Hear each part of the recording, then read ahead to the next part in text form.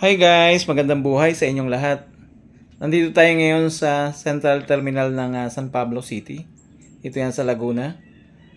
At medyo paggabi na. Alas 5 pasado na po. Titignan natin kung mabilis tayo makakasakay. Ito yung terminal nila guys.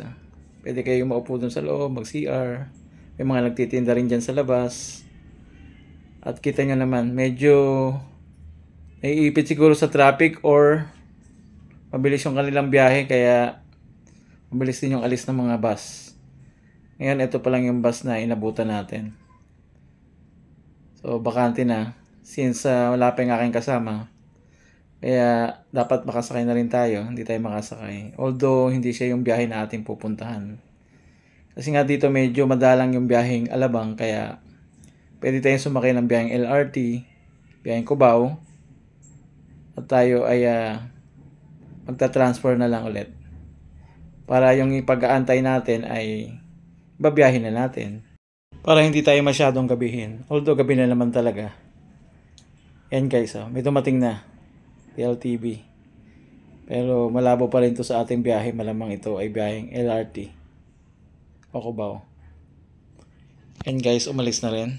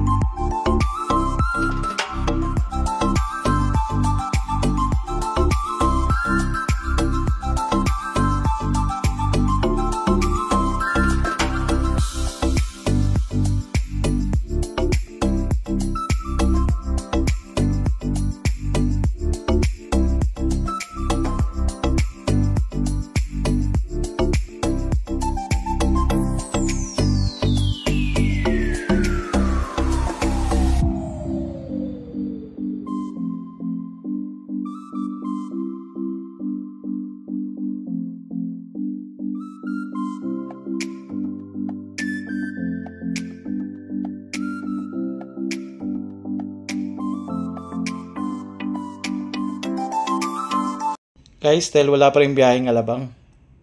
Kaya nagdesisyon na kami na sakyan na itong bus na ito na biyaheng Cubao. At bababa na lang kami ng Santo Tomas. Tignan natin guys kung magkano ang ating pamasahe. At para hindi naman masayang ating time sa pag-aantay na matagal. At least yung ita-travel natin, nakalating na tayo dun bago pa tayo makasakay ng biyaheng Alabang. Pagdating naman dun, maraming pwedeng masakyan eh.